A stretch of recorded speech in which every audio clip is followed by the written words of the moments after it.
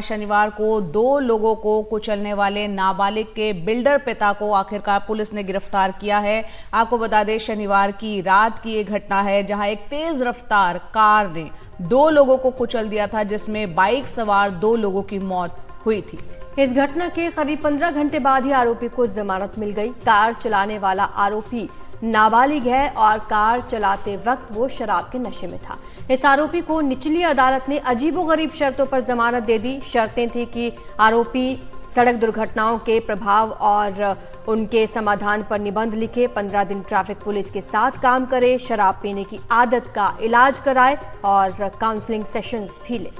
उस नाबालिग को जमानत दे दी गई। आपने देखा कोर्ट ने किन अजीबोगरीब शर्तों के साथ उस 17 साल के लड़के को जो है जमानत दिया। अब खबर ये है कि खबर ये आई है कि नाबालिग के जो बिल्डर पिता हैं उनको गिरफ्तार किया गया है।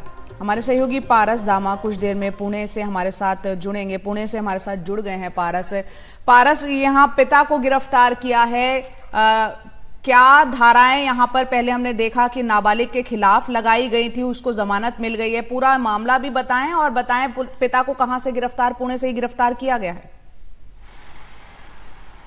जी बिल्कुल, जो नाबालिग का पिता हैं उनको गिरफ्तार किया गया है। सेक्शन 75 और 77 के अंतर्गत पिता को गिरफ्तार किया गया है। 75 होता है नेग्लिजेंस, जो पिता होते हैं, परिवार के लोग होते हैं, वो जब बच्चों पे ध्यान नहीं देते हैं और इस तरीके का हादसा होता है तब पुलिस जो है वो 75 सेक्शन और 77 लगाती है, जिसमें नेग्लिजेंस होता है। शराब पी के गाड़ी चलाने का सेक्शंस भी इसमें ऐड होता है। तो 75 और 77 के तहत जो है माइनर के पिता को अरेस्ट किया गया है। इस पूरे मामले में शनिवार के दिन ये पूरा मामला हुआ था करीबन 2:15 के आसपास, जहां पर एक लग्जरी कार में सवार 17 साल का जो माइनर बच्चा था उसने दो लोगों को कुचल दिया था और उस स्पॉट पे ही दोनों लोगों की मौत हो गई थी। उसके बाद पुणे पुलिस ने लगातार इस मामले में इन्वेस्टिगेशन किया। उन्होंने एक एप्लीकेशन भी फाइल की थी निचली कोर्ट में, जहां पर यह कहा गया था कि इस माइनर बच्चे को, जो कि 17 साल और 8 महीने का है, उसको जो है एडल्ट की तरह ट्रीट किया जाए, जिसकी वजह से उस पे हम कार्रवाई कर सके और चीज़ों को आगे बढ़ा सके। बट निचली कोर्ट ने ये एप्लीकेशन को रिजेक्ट कर दिया और कल ही जो है पुणे पुलिस ने सेशन कोर्ट में ये मामला एप्लीकेशन डाला है कि इस बच्चे को, जो 17 साल का माइनर है, उसको एडल्ट की तरह ट्रीट किया जाए और उस पर कार्रवाई की जाए। इस पूरे मामले में लगातार छानबीन जो है वो पुणे पुलिस कर रही है कि क्या पूरा मामला था, क्या पूरी चीज़ें हुई थी। और इसमें एक चीज़ और सामने आ रही है कि ये जो गाड़ी सवार था उसके साथ दो लोग और गाड़ी में मौजूद थे और जो गाड़ी का ड्राइवर था उसको इस 17 साल के लड़के ने घर भेज दिया था कि वो खुद गाड़ी चलाएगा और उसके बाद ये पूरा हादसा होता है। तो मामले में और बहुत सारी ऐसी जांच की चीज़ें हैं जो बेहद ज़्यादा ज़रूरी है। पुणे पुलिस लगातार इस पूरे मामले में जांच कर रही है।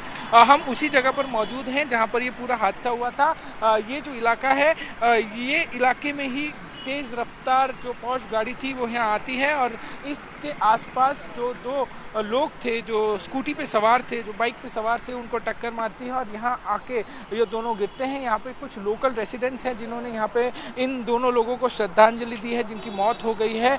अश्विनी और अनीश दोनों का यहाँ पर फोटो लगाया गया है, यहाँ पर श्रद्धांजलि उनको दी जा रही है। इस पूरे मामले में पुणे पुलिस लगातार कोशिश कर रही है कि और ज़्यादा सबूत इकट्ठा किए जाएँ। अभी के लिए सेक्शन 75 और 77 के अंडर जो है वो माइनर 17 साल का है, उसके पिता को अरेस्ट किया गया है। तो पारस, पुलिस पहले से ही अलर्ट थी या फिर ये खबर वायरल हुई है उसके बाद पुलिस अलर्ट मोड पर आई और फिर उसके बाद गिरफ्तारी की गई? जी, जिस दिन ये हादसा हुआ 2:15 को शनिवार के आसपास, उसके बाद जो है पुलिस यहाँ स्पॉट पे पहुंची थी और उन्होंने कार्रवाई शुरू कर दी थी। उन्होंने बच्चे को अपने ताबे में लिया और ताबे में लेने के बाद कोर्ट में पेश किया। बट कोर्ट जो है 15 घंटे में ही कुछ कंडीशंस के साथ जो माइनर है उसको बेल दे देती है। उसके बाद पुणे पुलिस लगातार ये कोशिश कर रही थी, सबूत इकट्ठा कर रही थी कि किसी तरीके से जो है इसमें आगे बढ़ा जाए। बट जैसे सिस्टम है, जिस तरीके से कानून है, कानून के अंतर्गत जब जुवेनाइल होता है कोई इंसान, कोई बच्चा, तो उसको हार्श सज़ा नहीं दी जा सकती। सज़ा के काबिल होता है वो, सज़ा उसको मिलनी चाहिए, मगर एक हार्श सज़ा नहीं दी जा सकती। तो रूल्स के अकॉर्डिंग पुणे पुलिस काम कर रही थी और उसी रूल्स के अंतर्गत जो है उसके पिता को आज गिरफ्तार किया गया है। आगे जो है ये एक महत्वपूर्ण विषय है कि किस तरीके से आगे की इन्वेस्टिगेशन होगी। बड़ा महत्वपूर्ण होगा कि पुणे पुलिस किस तरीके से आगे की इन्वेस्टिगेशन जो है वो बढ़ाती है। बहुत बहुत शुक्रिया पारस इस पूरी जानकारी के लिए। तो पारस दामा हमारे सहयोगी उसी घटनास्थल पर मौजूद थे पुणे में, जहां ये घटना घटी, जिसकी तस्वीरें भी आप देख रहे हैं। और इसमें 2 लोगों की, युवा लोगों की जान चली गई थी। एक नाबालिग आरोपी जो है उसके पिता को अब जाकर यहां पर गिरफ्तार किया गया है।